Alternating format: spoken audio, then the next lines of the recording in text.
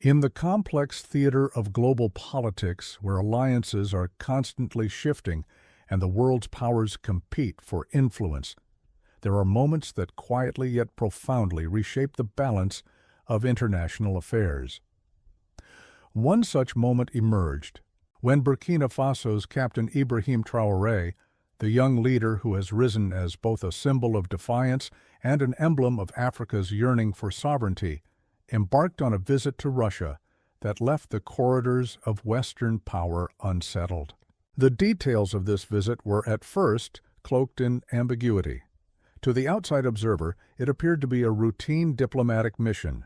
But as layers of speculation and subtle revelations began to unfold, it became evident that what Traoré brought back from Moscow carried implications far deeper than ceremonial agreements or staged photo opportunities. To understand the magnitude of this visit, one must first examine the broader backdrop against which it occurred.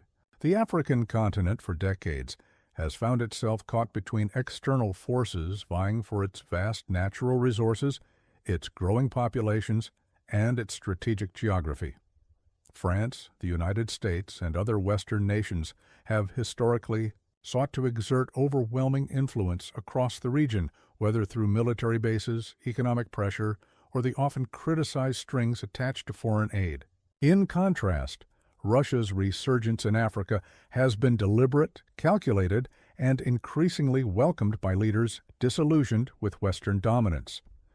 Ibrahim Traoré's leadership has stood out because of his relentless emphasis on sovereignty, independence, and dignity for Burkina Faso. In a remarkably short time, he has shifted discourse across Africa by openly rejecting neo-colonial structures. For a young leader to boldly expel French troops, reduce reliance on Western aid, and demand control of national resources was enough to make headlines. But when he visited Russia, it was not merely a symbolic gesture of aligning with an alternative global partner. Instead, it was a signal of something deeper, a search for concrete tools, technologies, and strategies that could transform Burkina Faso's position within Africa and the wider world. Western analysts immediately speculated about arms deals.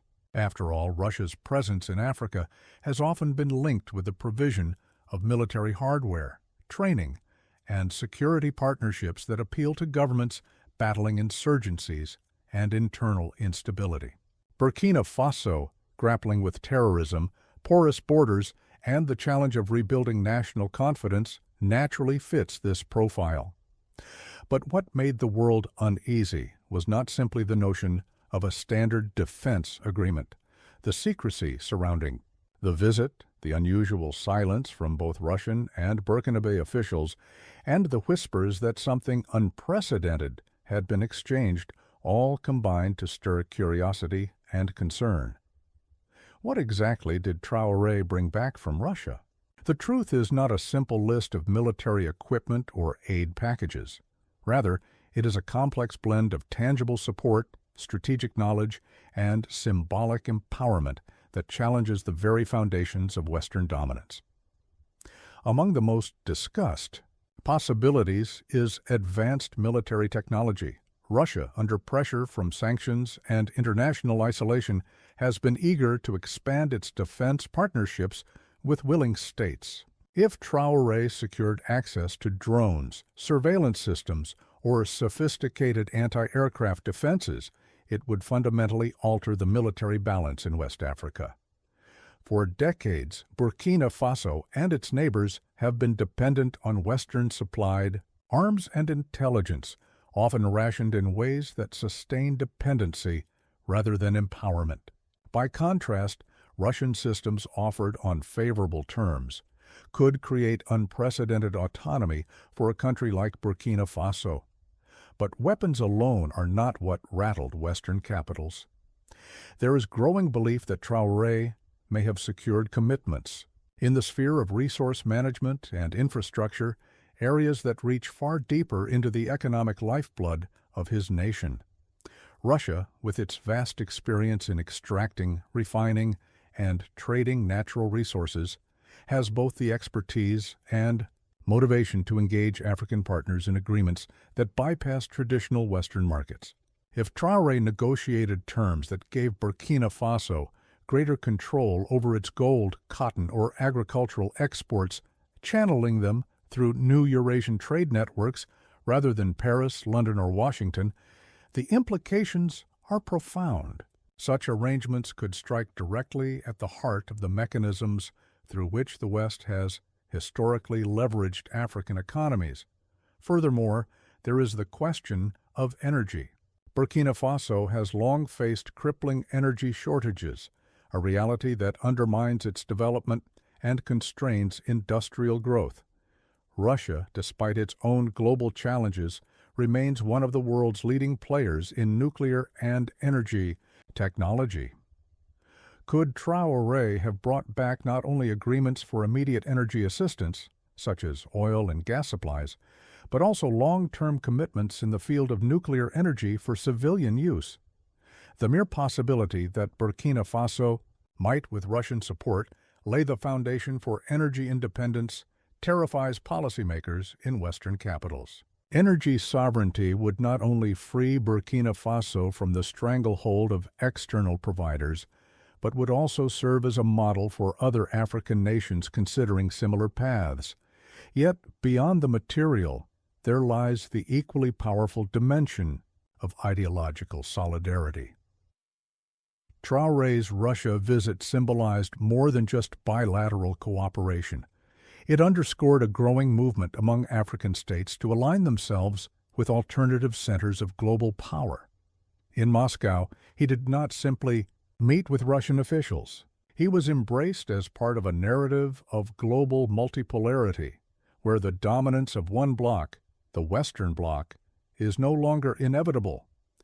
The symbolism of a young African leader rejecting Western dictates, traveling to Russia, and returning with tools of empowerment cannot be overstated. For many in Africa, it represented the dawn of a new era. For many in the West, it was a dangerous precedent. As whispers about the visit spread, Western media outlets scrambled to frame the narrative. Some suggested that Burkina Faso was being manipulated, that Traoré was aligning with authoritarian regimes, or that Russia was exploiting African instability for its own gain. Others, however, could not hide their concern that a small nation, often dismissed as peripheral in global politics, might suddenly become a beacon of resistance against the established order. If Burkina Faso, under Traoré's leadership, could carve a path toward sovereignty by forging strategic alliances outside Western structures, what would stop other African nations from following suit? The secrecy of what Traoré brought back adds to its power. It is not only about the material goods or agreements he may have secured, but about the narrative it creates. Secrecy breeds speculation, and speculation magnifies fear. For Western policymakers, the lack of clarity is unsettling. For ordinary Africans, the mystery is inspiring. The question, "What did he bring back from Russia?" becomes a metaphor for something greater. The idea that Africa is finally reclaiming agency, making decisions in its own interest, and defying those who long treated it as a pawn in global games. The possibility of cyber cooperation also looms in the shadows. In a world increasingly defined by information warfare, cyber resilience, and digital sovereignty, Africa's vulnerability to cyber manipulation is well known. If Traoré secured Russian assistance in this domain, be it through cyber defense, training, digital infrastructure, or alternative financial systems that bypass Western-controlled banking networks, it could represent one of the most disruptive shifts yet. Imagine a Burkina Faso less vulnerable to Western sanctions, less dependent on international payment systems like SWIFT, and more capable of safeguarding its data. Such capabilities would not only shield the nation, but also ripple outward across Africa, encouraging similar moves toward digital independence. For the people of Burkina Faso, what matters most is not the geopolitical implications, but the tangible impact on their lives. The question that ordinary citizens ask is simple. Will this mysterious visit improve our security, bring electricity to our homes, create jobs, and give us pride in our nation's sovereignty? For them, Traoré's trip to Russia is not judged by the West's fears, but by the promises of development and dignity. And if he indeed brought back tools that could strengthen the nation's defense, boost its economy, and secure its future, then, for many, he has delivered exactly what he promised when he first assumed leadership. Meanwhile, across the West, policymakers cannot escape the uneasy realization that something fundamental is changing. For decades, they assumed African leaders would continue to depend on Western approval, Western aid, and Western validation. But Ibrahim Traoré has proven otherwise. His secretive journey to Russia, and whatever he carried back, represents the unraveling of assumptions that once seemed unshakable. What he brought back may not be a single item or agreement, but rather a combination of tools, ideas, and strategies that collectively signal a shift in Africa's trajectory. Perhaps he returned with drones, perhaps with energy commitments, perhaps with agreements on trade, cyber resilience, or resource management. But above all, he returned with a message that Burkina Faso, and by extension Africa, will no longer be dictated to by outsiders. That is the true shock to the West. The story does not end with this one visit. In fact, it may only be the beginning. For as other African leaders observed the boldness of Traoré's actions and the mystery surrounding his Russia trip, they too may be inspired to forge their own independent paths. This domino effect, if it unfolds, could reshape the entire global balance, accelerating the emergence of a truly multipolar world. And for the West, this is the nightmare scenario, not merely losing influence over one nation, but witnessing a wave of defiance spreading across the continent. In the end, the question of what Traoré secretly brought back from Russia is perhaps less important than the undeniable truth that he brought back something the West cannot control: hope, confidence, and the audacity to chart a new course. And it is this intangible yet immensely powerful gift that will echo far beyond the borders of Burkina Faso.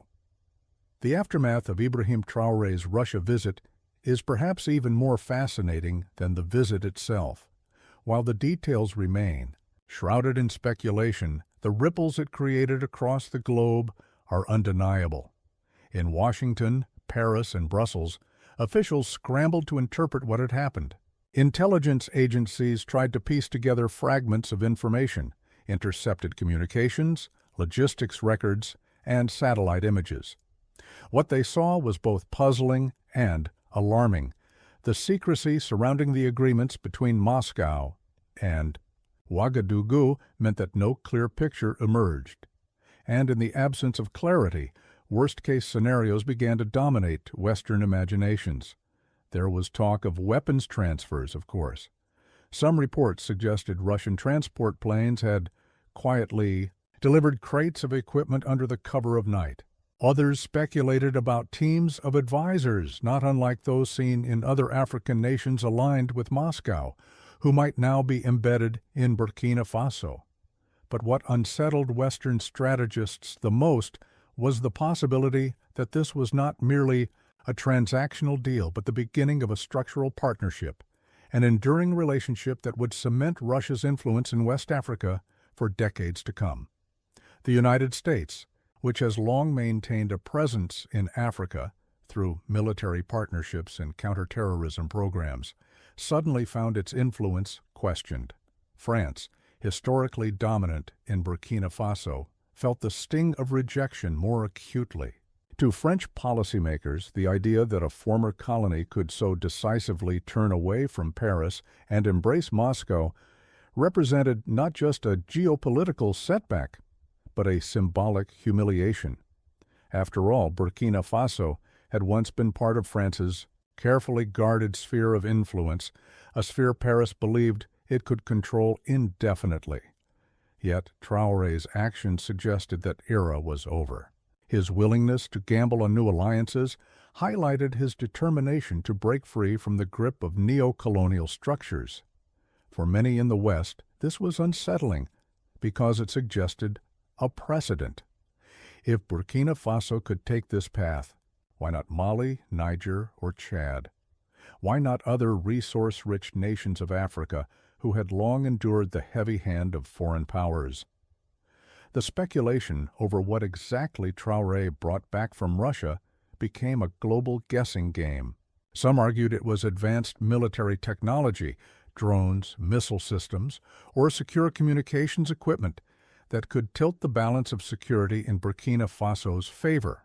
Others suggested it was financial, loans, investment commitments, or even agreements to bypass Western sanctions through alternative banking networks. Still others proposed that it was symbolic, that the most valuable thing Traoré brought back was not physical at all, but rather the legitimacy and support of a great power willing to stand beside him against Western dominance. For the people of Burkina Faso, the reaction was one of cautious optimism. Crowds in Ouagadougou gathered to celebrate his return, waving flags and chanting slogans of support. To them, the young leader had once again defied expectations and elevated their nation's standing on the world stage. The secrecy only added to the mystique. People speculated in markets, cafes, and village gatherings about the treasures or promises their president might have secured. For many, it was enough to know that he had dared to challenge the West, dared to seek new partners, and dared to believe in Burkina Faso's independence. Meanwhile, in Moscow, the visit was framed as part of Russia's broader strategy of building a multipolar world. Russian officials praised Traoré as a leader of courage and principle, one willing to stand against imperialism and chart a new course for his people. State media highlighted the symbolism of African leaders rejecting Western dictates and turning to Moscow as a trusted ally. For Russia, burdened by sanctions and seeking new avenues of influence, partnerships like these were invaluable.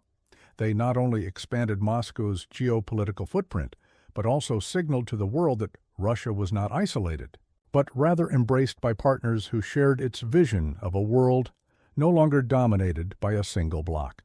The broader African reaction was just as telling.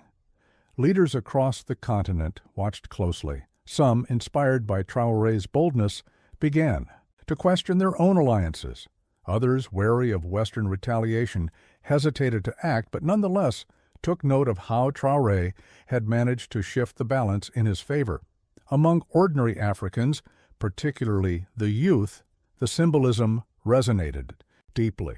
Across social media platforms, images and discussions of Traoré's visit to Russia circulated widely, often framed in terms of liberation, sovereignty, and defiance. For a generation increasingly disillusioned with Western promises, the sight of a young African leader forging his own path was electrifying. But what did Traoré truly bring back?